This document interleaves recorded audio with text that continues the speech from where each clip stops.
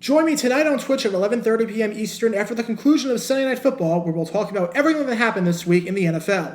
And join me Wednesday night at 9 p.m. Eastern to play some live NFL trivia for a chance to win cash prizes. Link in the description below. And now, on with our feature presentation. In the over 60-year history of the Raiders franchise, they've had a lot of great tight ends play for the team. You've got Darren Waller, currently playing for them. You got Billy Cannon, who was one of the best tight ends in the AFL during the end of the 1960s. You've got four-time Pro Bowler Raymond Chester, and you've got Hall of Famer Dave Casper. But of all the great tight ends in franchise history, this man right here might be the best one of them all, and might be the greatest eligible tight end in NFL history who is not currently in the Pro Football Hall of Fame. This is Todd Christensen.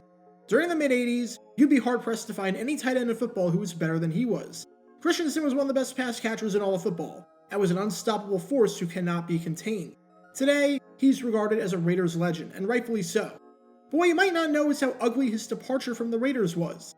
He went full scorched earth when he left the team in 1989, and put head coach Mike Shanahan and the organization on blast. Whatever you want to consider leaving on good terms, this was the exact opposite of that. And this is the story behind the bitter feud between Todd Christensen, Mike Shanahan, and the Los Angeles Raiders. Before I talk about the feud, we need some context to understand just who Todd Christensen is, how important he was to the team, how well he was playing, and why he and Shanahan did not get along in the first place. As I said before, Todd Christensen is a Raiders legend, but he was not drafted by the Raiders. In fact, he was drafted by the Dallas Cowboys, who initially used him as a fullback, which is where he played in college at BYU. After breaking his foot in the preseason, Christensen got cut in 1979, and was picked up by the New York Giants, but did next to nothing for them, being released shortly after. Then he was picked up by the Raiders, and after being reluctant to play tight end at first, which is part of why he was released from the Cowboys, he realized that he had to make the switch in order to stay in the NFL and keep his professional football dreams alive. Safe to say, the move to tight end worked incredibly well, because Todd Christensen was as good as they came. During his first season as the team's starter in 1982, over those 9 games in the strike-shortened season, he recorded 42 receptions, being just one of 9 players in the league with more than 40 catches that season. Christensen would only get better from there. In 1983, he was named a Pro Bowler and a first-team All-Pro after leading the league with 92 receptions, while also picking up 1,247 yards, which was 4th in the league, and 12 touchdowns, which was 3rd. His strong play was a big reason why the Raiders won their 3rd Super Bowl in franchise history that season, as they won Super Bowl 18 over Washington to cap off an already successful season. To learn more about that game, click the card in the upper right corner. From 1983 to 87, Christensen made it to 5 Pro Bowls, was named a first-team All-Pro twice, and was named a second-team All-Pro twice. He led the league in receptions twice, and remains the only player in franchise history to ever lead the league in this category. In that 5-year stretch, he had 396 receptions for 5,057 yards and 35 touchdowns. For some perspective on how good he was, no player had more receptions over that 5-year stretch than Todd Christensen, and only 3 players had more receiving yards in that stretch than he did. And in 1986, when he led the league with 95 receptions, outside of Art Monk with Washington in 1984, who had 106, no NFL player ever led the league in this category with that many receptions. Todd Christensen was arguably the best tight end in football. But in 1988, everything would change for the worse. In 1988, the Los Angeles Raiders hired a new head coach.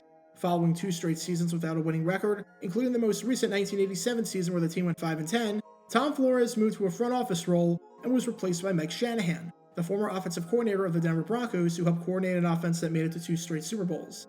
And this coaching change was bad news for Christensen, because in Shanahan's offense, tight ends were not supposed to be receiving threats. Instead, they were mainly there to be blockers. For Christensen, who had made 5 straight Pro Bowls and was one of the greatest receiving tight ends in the history of the NFL at the time, this was not a good scheme fit. And safe to say, the 1988 season was disastrous for him. Christensen dealt with not just a poor fit, but with injuries. He missed a good chunk of the season with a tear in the joint capsule behind his left knee, and this doesn't include the bruised rib cartilage he suffered during the preseason. And when he was on the field and seeing action, he wasn't doing a whole lot in the stat sheet, as he had just 15 receptions for 190 yards and no touchdowns. All 3 of those totals were the worst of his career since he became a starting tight end in 1982. And with the touchdowns, it was the first time he failed to find the end zone since the 1980 season, which was so long ago that the Raiders were still in Oakland. Entering the 1989 season, it seemed like the Raiders, who were paying Christensen an incredibly high salary of $750,000, which was roughly 2.5 times the league average, had a decision to make. Now, Christensen wasn't stupid. He had been cut twice before, and he had been on that end of things. He knew the deal with his high salary, with the fact that he was left unprotected in the bizarre free agency system that the league had in place back then, with his injury history from the most recent season, with his lack of fit in Shanahan's scheme, with the fact that he was not one of Shanahan's guys, and with the fact that he was going to be 33 years old when the 1989 season rolled around, meaning that he likely had very little left in the tank. He had a feeling that he was on the chopping block, especially after he had to have his gallbladder removed during the offseason, furthering the injury questions. If he didn't win the starting job, he was going to be cut. He knew that. It's a business, and it happens. But what happened next with how Shanahan treated Christensen during the 1989 preseason and training camp ruffled quite a few feathers. Entering training camp in 1989, Todd Christensen still felt as though he could play at a high level and produce in the NFL. He said that even though he sensed danger and that he knew that he always had a chance of being beaten out for the job, that no one had ever beaten him out before, that the only time he ever got beaten out was when he was injured. As he said, "I like to think that if I came back whole, I'd be the guy." He then added, "I don't see a depreciation of skill.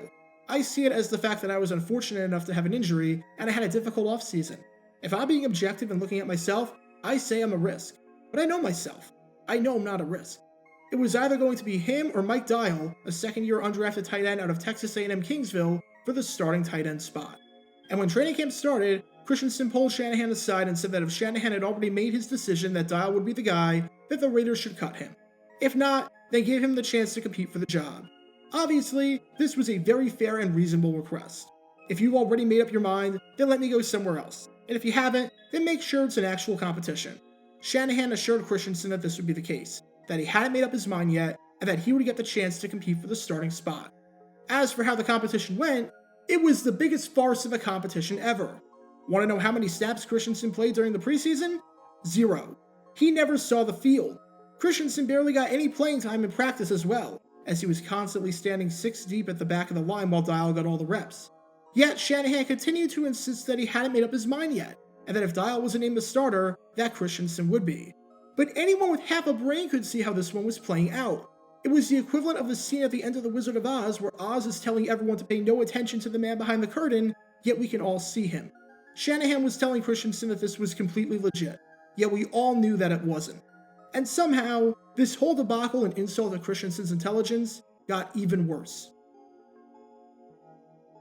As if all of this wasn't bad enough, when the final cuts had to be made, to the shock of everyone, Todd Christensen was not cut.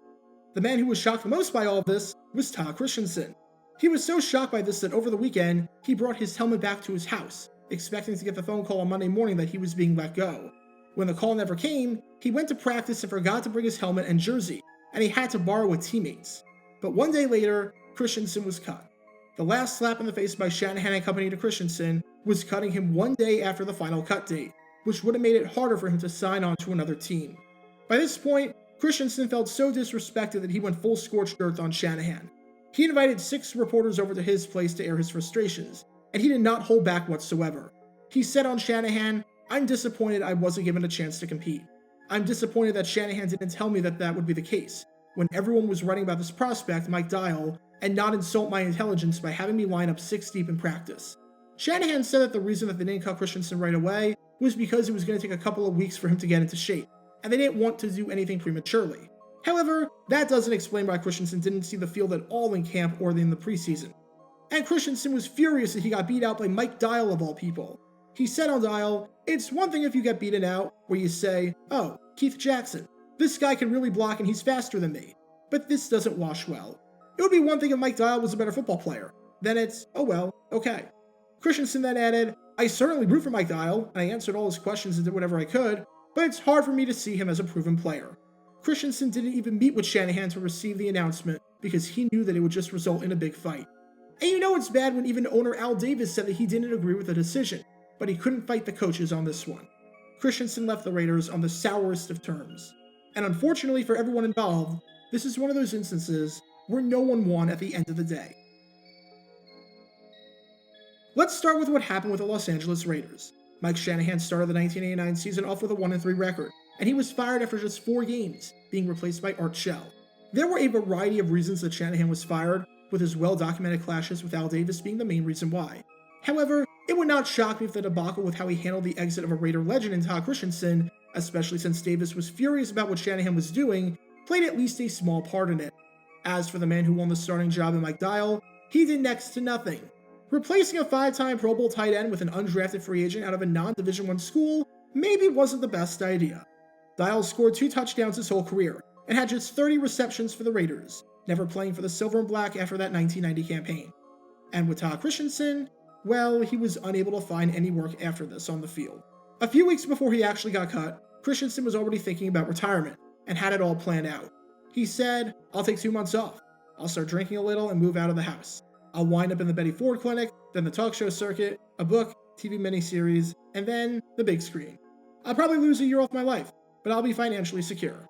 Christensen finished his career with 461 receptions for 5,872 yards and 41 touchdowns. By the time his career ended, he was third all-time in Raiders history in receptions and receiving yards. For a man who started off as a fullback and was on his last chance in the NFL with the Raiders at the start of the 1980s, for him to be one of the best tight ends in football throughout the decade and be etched in the legendary history of the Raiders is a heck of an accomplishment. But while Todd Christensen today is remembered fondly and is remembered as a team legend, he surely didn't feel like that when he left the team in 1989. Everything about what Mike Shanahan did was a completely botched job, and is a lesson in how not to manage a roster and a team icon. Don't tell the guy that there's a competition when there really isn't. Don't tell the guy that you're going to give him a chance to compete for the job and then not play him. And don't tell the guy that you'll cut him to give him his fair chance and then not do that until the very last moment. It was a disastrously bitter end to what was nothing short of a legendary career. Get your official Jaguar Gamer 9 merchandise by going to jg9shop.com, and be sure to like this video, ring the notification bell, subscribe down below if you haven't already, as it helps the channel out a lot, and be sure to check out Twitch every Wednesday night at 9 p.m. Eastern for your chance to play NFL Trivia and win cash prizes. Link in the description below. If you want to see videos like this condensed down to 60 seconds, then follow me on TikTok at JaguarGator9 and subscribe to 60-second NFL History on YouTube. To see highlight videos of players throughout the history of the NFL, subscribe to JG9 Highlights. Also, special thanks to all of our Patreon supporters for helping out the channel. Your support is greatly appreciated. See how you can become a patron and request future video topics in the description below.